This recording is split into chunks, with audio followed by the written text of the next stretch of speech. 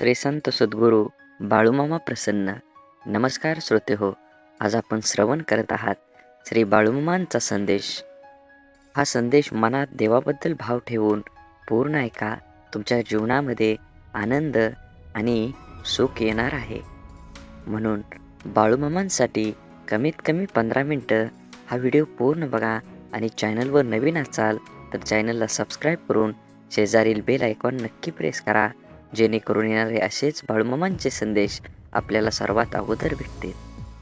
समजूत घालायला कोणी नसलं की स्वतःलाच बळ आणावं लागतं. ज्याचे डोळे चांगले ते जगाच्या प्रेमात पडतात, पण ज्याची जीभ गोड असेल तर ते जग त्याच्या प्रेमात पडतं.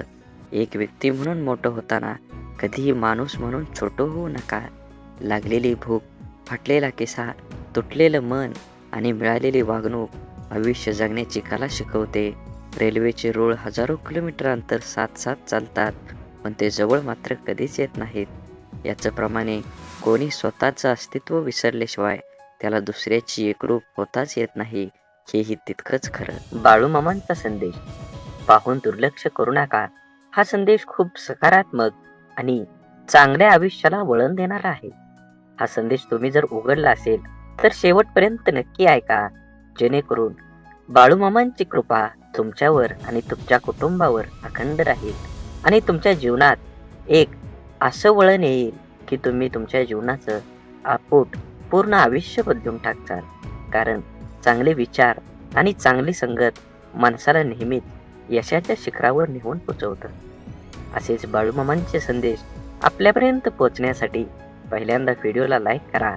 चॅनलवर नवीन असाल तर चॅनलला सबस्क्राईब करून शेजारील बेल आयकॉन नक्की प्रेस करा, जेणेकरून येणारे असेच बाळूमामांचे संदेश आपल्याला सगळ्या अगोदर भेटतील. आणि व्हिडिओ आवडला तर कमीत कमी आपल्या प्रियजनांना शेअर नक्की करा आणि कमेंटमध्ये बाळूमामा प्रसन्न लिहायला विसरू नका. श्रीकृष्णाला गीता कोणालाही सांगता आली असती, पण त्याने फक्त अर्जुनाला सांगितले. कारण जसा सांगणारा असावा लागतो तसा ऐकणाराही असावा लागतो. तेव्हा ज्ञानाचा विकास होत असतो. पोटाची भूक आणि गरजा माणसाला दुनियादारीचे सर्व नियम स्वीकारायला भाग पाडतात. कर्तृत्व आणि जगणं असं असावं, आपल्या असण्याचा प्रभाव आणि नसण्याचा अभाव हा जाणवलाच पाहिजे. म्हणून आनंदाने जगायचा सोपा उपाय काय असेल? जी माणसं हक्काने आपल्याकडे येतात ती परत जाता कामा नये, आणि जी जातात ते आपल्या लक्षात पण येता कामा नयेत. अडथळे तर क्षणिक असतात, पण त्या क्षणात खचून न जाता धीराने त्यांना सामोरं जाणं हेच तर आयुष्य आहे. जीवनात जलद गतीने मिळणारं यश अहंकार निर्माण करतं, तर उशिरा मिळणारं यश आपलं व्यक्तिमत्व तयार करतं. हरवलेल्या वस्तूही सापडू शकतात, पण एकच गोष्ट अशी आहे की जी एकदा हातातून निसटली की कोणत्याही उपायानं पुन्हा मिळू शकत नाही, आणि ती असते आपलं आयुष्य. म्हणूनच मनसोक्त जगा, पण शेवटी लक्षात ठेवा, माणुसकी धर्म हा कधीही सोडू नका. काटा जरी काट्यासारखा वागला तरी फुलानं आपलं फुलणं सोडायचं नसतं. जीवनाचं रस्तं खडतर असलं तरी रस्ता बदलून का होईना, परंतु चालणं सोडायचं नसतं. एखाद्या अडचणीत माणूस कामाला आला नाही म्हणून एकदा जोडलेलं नातं लगेच तोडायचं नसतं. हीच खरी मैत्री आणि हीच खरी नाती. जोडलेलं जपायला जमलं आणि जगणं जमलं हे आयुष्य एकदम सोपं होऊन जातं. परकेपणाच्या दुरावावर आपुलकीची फुंकर घातली ना की दुरावलेली नाती जवळ येण्यास वेळ लागत नाही. सोडून दिलेल्या भावना ह्या विरघळलेल्या चॉकलेट सारख्या असतात. फ्रीजमध्ये ठेवल्यानंतरही पुन्हा पहिल्यासारख्या आकार घेत नाही. म्हणून दुरावा कोणतंच नातं संपवत नाही आणि जवळीक कोणतीही नातं घट्ट करत नाही, तर नात्याची घेतलेली काळजी आणि केलेला सन्मान यामुळेच नातं अधिक मजबूत होतं आणि टिकत देखील राहतं. त्यामुळे नात्यांची काळजी घेत राहा. तुमचा आजचा दिवस निरोगी आणि आनंदी आणि यशस्वी जावो, हीच बाळूमामांच्या चरणी माझी प्रार्थना. बाळूमामा म्हणतात, नक्कीच तुम्ही तुमचं जीवन हे चांगल्या पद्धतीनं जगलं पाहिजे. आयुष्यात अशा माणसांचं असणं खूप आवश्यक असतं, ज्याला मनाची परिस्थिती सांगण्याची शब्दांची गरज नसते. विश्वासघात करणाऱ्या माणसाला जाब विचारण्यापेक्षा त्या माणसाची बोलणं सोडणं हीच त्या व्यक्तीसाठी मोठी शिक्षा असते. माणसाला कधी कधी पाठीमागं लागलेली संकटेच पुढे जाण्याचा मार्ग मोकळे करतात. म्हणून कधी कुणावर विश्वास ठेवू नका, आणि ठेवलात तर त्याच्यावर 100% ठेवा. गरजा आणि इच्छा यामध्ये खूप फरक असतो, आणि त्यांचा समतोल साधताना संपूर्ण आयुष्य निघून जातं. कधी कुणावर जास्त अवलंबून राहू नका. चालता चालता लोक विश्वासघात करतात हो. शब्द देऊन आस निर्माण करण्यापेक्षा साथ देऊन विश्वास निर्माण करणं हे सगळ्यात जास्त महत्त्वाचं. आयुष्य एकदाच मिळतं, जगायला शिकलं पाहिजे. माझा जन्म गरीब घरात झाला. माझ्याजवळ खानदानी संपत्ती नाही, जमीन नाही. परिस्थितीमुळे मला योग्य शिक्षण मिळालं नाही. याने अशा कित्येक सबबी पुढे करणं, त्यावर चर्चा करून आता हातात आहे तो वेळसुद्धा वाया घालवणं म्हणजे दुःखाचं, अपयशाचं, अधोगतीचं खापर दुसऱ्यांवर फोडणं. दुसऱ्याची सहानुभूती मिळवून मनाचं समाधान करून घेणं हा वेडेपणा आहे. ज्याला आयुष्यात काही करायचंच नाही तो असे बहाणे शोधत असतो. ज्याला आयुष्यात काही मिळवायचं आहे, फक्त जगायचं नाही तर आनंदानं जगायचं आहे, तो कारण न सांगता आहे त्या परिस्थितीत आजूबाजूला लपलेल्या संधी शोधतो. एक माणूस पंखा साफ करण्यासाठी स्टूलवर एक पाय ठेवतो, तेवढ्यात दुसरा पाय ठेवणार, स्टूल तुटतो. तो माणूस वैतागतो, चिडचिड करतो, पण त्याची बायको म्हणते, तुमचं नशीब खरंच खूप चांगलं आहे, स्टूलवर चढल्यावर नाही तुटला, नाहीतर स्टूल बरोबर तुमचाही पाय तुटला असता. घटना एकच आहे, पण दृष्टिकोन दोन आहेत. विचारांची दिशा बदलली की दुःख, अपयश जीवनात जिंकायला, आनंदाने जगायला शिकवतात. म्हणून जगणं निरंतरक म्हणतो तो बेमान आहे. हवं ते घेता आलं पाहिजे. आयुष्य हे खूप मोठं दुकान आहे. आयुष्यात काय मिळवायचं आणि काय सोडून द्यायचं हे ठरवता आलं की जगणं कसं सोपं होतं. आयुष्यात आपल्याला जे नको असतं, जे आपण अगदी निग्रहाने टाळत असतो, तेच पुन्हा पुन्हा आपल्या पुढं येतं असं होतं का? कारण जे आपल्याला नको असतं तिकडे आपण नको तितकं लक्ष देतो, त्या गोष्टींना आपण नको तितकं महत्त्व देतो. जे आपल्याला नको असतं त्या गोष्टींना विरोध, प्रतिकार करण्यात, त्या गोष्टींचा तिरस्कार करताना चिडचिड करत आपण आपली शक्ती वाया घालवतो, आणि हवं ते मिळवण्याकडे लक्ष द्यायला आपल्याकडे वेळ आणि शक्ती उरत नाही. ज्या गोष्टी आपल्याला आवडत नाहीत, नको वाटतात, त्यांच्याकडे जास्त लक्ष देऊ नये. हे असंच का, ते तसंच का असा विचार करण्यात, तक्रारी करण्यात दंग राहू नये. अंधाराची भीती वाटत असेल तर फक्त नको तो अंधार म्हणून तो नाहीसा होत नाही. नेहमीच अंधाराला घाबरण्यापेक्षा अंधारात जाऊन काय होतं ते एकदा बघावं.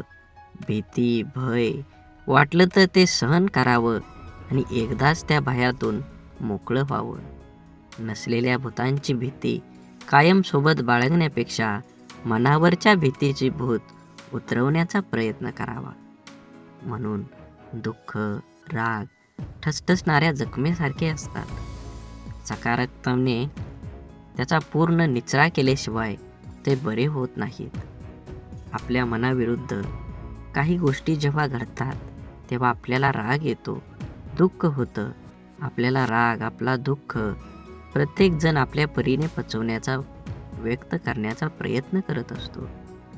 काही जण अशा दुःखद परिस्थितीतही, मनस्थितीतही सकारात्मक विचार, कृती करतात. आपलं काय चुकलं याचं आत्मपरीक्षण करतात. निसर्गाच्या, ईश्वराच्या सानिध्यात जाऊन शांत राहतात. कोणी आपल्या दुःखाचं सुंदर कविता करतं. काही जण आपल्या मनातल्या भावना पेपरवर उतरवतात आणि मनाला मोकळं करतात. पण नकारात्मक विचार करणारे लोक सैरभैर होतात. आपल्या दुःखाचं खापर दुसऱ्यावर फोडत बसतात. आपल्यावर कसा अन्याय झाला आहे याचं प्रदर्शन करण्यासाठी स्वतःला व्यसनात बुडवून घेतात आणि स्वतःचा त्रास आणखी वाढवतात. आयुष्यात चांगल्या गोष्टी न बघता न मिळालेल्या गोष्टींकडेच लक्ष दिल्याने जीवनात नैराश्य येतं, मन उदास होतं, आपल्या क्षमतेवरचा विश्वास उडतो. जगण्यातले छोटे मोठे इतर आनंदही माणसाला घेता येत नाही. आयुष्यात आपल्याला हवं ते मिळण्याचे असंख्य अगणित मार्ग आणि पर्याय असतात. आयुष्यात काही मिळवायचं असेल, आनंदात जगायचं असेल तर आयुष्याचं मोल जाणून घ्यावं लागतं. स्वतःची किंमत ओळखता यावी लागते. स्वतःच्या क्षमतेवर, योग्यतेवर विश्वास असावा लागतो. जीवनात यश हवं असेल आणि आनंदी जीवन जगायचं असेल तर आपली मानसिकता ही सकारात्मक असायला हवी. जग जसं आहे तसे ते सर्वांना सारखंच आहे. आपल्यासाठी वेगळं व इतर लोकांसाठी वेगळं नाही. दुःख, अपयशी व्यक्ती या जगातच राहतात आणि सुखी, यशस्वी व्यक्ती ही या जगातच राहतात. मग हा जो बदल आहे तो फक्त आणि फक्त आपल्या मनोवृत्तीचा आहे. जीवनात घडणाऱ्या घटकांकडे, आपल्या समोर आलेल्या आव्हानांकडे बघण्याची आपली मानसिकता यावर सर्व काही अवलंबून असतं. आपलं मन हे सुपीक जमिनीसारखं असतं. त्यात जे पीक हवं आहे त्याचं बीज जर नाही पेरलं तर नको असलेलं गवत आपोआप न पेरता मोठ्या प्रमाणात उगवायला लागतं. म्हणून ज्या गोष्टी आपल्याला हव्या आहेत त्याचंच बीज आपल्याला पेरता यायला हवं. ज्या प्रकारची माहिती आपण वाचतो, ऐकतो, बघतो त्याचप्रमाणे आपली मानसिकता तयार होत असते. म्हणून जीवनात चांगली माहिती वाचण्याची सवय मनाला लावणं हे खूप आवश्यक आहे. हे असं असावं, ते तसं पाहिजे अशा उणिवा काढून कुरकुर करत असण्यापेक्षा आपली मानसिकता सकारात्मक करून जीवनाचा पूर्णपणे आनंद घ्यायला हवा. जीवन हे क्षणभंगूर आहे. जीवन एकदाच मिळणार आहे. म्हणून जीवनाचा परिपूर्ण आनंद घ्या. परिस्थिती हाताळण्याचं कौशल्य असले की माणूस जीवनात हार मानत नाही. आपण ज्या परिस्थितीत आहोत, ज्या परिस्थितीत का आहोत याची अनेक कारणे आपण देऊ शकतो. कारण देणं सोपं असतं, कठीण असतं ते कुठलंही कारण न सांगता लढणं. कसं जगायचं याचं 2 मार्ग असतात. पहिला मार्ग म्हणजे परिस्थितीसमोर हार मानून सोडून देणं. दुसरा मार्ग म्हणजे काहीही कारण न सांगता लढत राहणं. एकदा 2 बेडूक रस्त्यानं उडत चालत होते. एकदम चक्रीवादळ आलं आणि त्या बेडकांना उचलून एका पातेल्यात टाकलं. त्या पातेल्यात दूध होतं आणि ते पातेलं होतं चुलीवर. दूध गरम असल्या कारणाने पहिला बेडूक म्हणतो, आता आपण बाहेर जाणं शक्य नाही, आता आपण मरलो. म्हणून त्यानं उड्या मारणं सोडून दिलं. पण दुसरा बेडूक अतिशय आशावादी होता. त्यानं त्या दुधामध्ये, त्या भांड्यात उड्या मारायला लागला. भरपूर वेळा उड्या मारल्या तरीही तो आशावादी असल्यामुळं बराच वेळ उड्या मारत राहिला. गुदमरून मारण्यापेक्षा स्वतःला सिद्ध करायला तो उड्याच मारत राहिला. त्या उड्या मारण्यानं एका माणसाचं त्या बगुल्याकडे लक्ष गेलं आणि त्या बेडकाला काढून त्यानं बाजूला केलं. या गोष्टीवरून अनेकदा आपल्या नियती अशाच परिस्थितीमध्ये आणून सोडून देते. त्या परिस्थितीत आपण रडत बसून जगायचं की प्रयत्न करून लढत परिस्थितीवर मात करून जिंकायचं? आनंदी जीवन, यशस्वी जीवन जगायचं हे आपलं आपणच ठरवायचं असतं. आपला सर्वात मोठा शत्रू म्हणजे भीती, भय. आपण जर इथलं राहिलो तर वाटेल तो आपल्याला दडपण्याचा प्रयत्न करेल. म्हणून माणसाने नेहमी निर्भय राहण्याचा प्रयत्न करावा. ज्या गोष्टीबद्दल आपल्याला मनात भीती निर्माण होते ती गोष्ट करण्यास आपलं हातपाय हिम्मत करत नाही. जी गोष्ट आपण सहज करू शकतो ती सुद्धा आपण संशय भीतीपोटी गमावून बसतो. रिकाम्या भीतीमुळे आपली शारीरिक व मानसिक दोन्ही क्षमता कमी होते. त्यामुळे आपण स्वतःवर दुःखी, कर्तव्यशून्य होतोच, पण त्याचबरोबर आपल्या सहवासातील व्यक्तींनाही नाउमेद करतो. जेव्हा आपण एखादी गोष्ट करण्याबाबत निश्चय दृढ करतो आणि त्यावेळेस आपले सहकारी बोलतात की मला नाही वाटत तू हे करू शकतो, मोठ्या मोठ्यांना जमलं नाही ते आपल्या सामान्यांना काय जमणार, तेव्हा यांना नाउमेद करणाऱ्या विचारांचा परिणाम आपल्या मनावर होऊ दिला नाही तर यश हे आपलंच असतं. निश्चयाची, निर्भयतेची, आपण करू शकतो या भावनेची शक्ती अफाट असतं. एकदा का मन निर्भय झालं की दुबळे अशक्त शरीरही अफाट कार्य करू शकतं. जिवंत असून पुतळ्याप्रमाणे जगण्यापेक्षा मेल्यानंतरही जिवंत राहिलो पाहिजे असे कर्तृत्व निर्माण करता आलं पाहिजे. जबाबदारी दैनंदिन जीवनातला खूप महत्त्वाचा शब्द. अगदी बालपणापासून जे जीवनाच्या शेवटपर्यंत सोबत असतो ती जबाबदारीच आपल्याला आयुष्यात जगायला शिकवते. जबाबदारीचं ओझं अंगावर पडलं की आपण हळूहळू मोठं व्हायला लागतो. सगळ्या गोष्टींची किंमत आपल्याला समजायला लागते. जेव्हा न कळत अचानक एखादी जबाबदारी आपल्यावर येते तेव्हा तिला सामोरं जाण्याचं सामर्थ्य आपल्यात कुठून येतं हे स्वतःला ही कधी कधी कळत नाही. कौटुंबिक, सामाजिक, भौतिक आणि वैयक्तिक अशा सगळ्या जबाबदाऱ्या आपण कळत न कळत पार पाडत असतो. काही जबाबदाऱ्या आपल्याला माहीत असतात त्यामुळे आपण त्याबद्दल विचार करून ठेवलेला असतो. परंतु जीवनात कधी कधी अचानक अनपेक्षित काही जबाबदाऱ्या आपल्या खांद्यावर येऊन पडतात. तेव्हा खरी आपली परीक्षा असते की त्या जबाबदाऱ्या आपण कशा पार पाडतो. तेव्हा आपलं मन, बुद्धीची शक्ती, विचार करण्याची पद्धत समजते. काळजी घेऊन, मन लावून, विश्वासाने एखादं काम पूर्ण म्हणजे आपली जबाबदारी स्वीकारणारे माणसं जीवनात कधीच हार मानत नाही. एकतर ते जिंकतात किंवा शिकतात. जबाबदारी स्वीकारली पाहिजे. ज्या दिवशी आपल्यावर असणारी जबाबदारी ही ओझं वाटायला लागते तेव्हा ती पूर्ण करताना आनंद, उत्साह निघून जातो आणि आपण ती व्यवस्थित पार पाडू शकत नाही.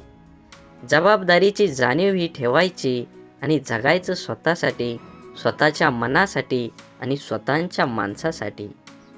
म्हणून जीवन हे खूप सुंदर आहे, त्याचा आनंद घेतला पाहिजे. आपली कठीण परिस्थिती, आपल्यावर आलेली खराब वेळ आपल्या आयुष्यामध्ये खूप मोठं यश मिळवून देऊ शकतं. फक्त त्या परिस्थितीत स्वतःला कमजोर होऊ न देता सकारात्मक दृष्टिकोनानं सामोरं जाणं अत्यंत महत्त्वाचं आहे. बोला बोला बाळूमामांच्या नावानं चांग भलं.